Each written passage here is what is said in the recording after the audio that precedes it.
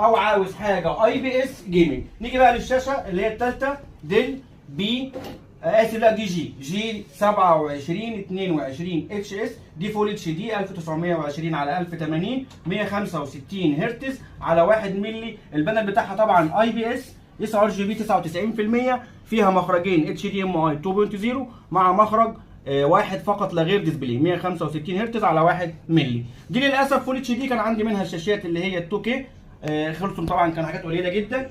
الشاشه بتيجي اصدار 2022، شكل الشاشه بالمنظر ده بالقعده الاصليه. طبعا بتدعم جي سينك فري سينك، اي ام دي فري سينك.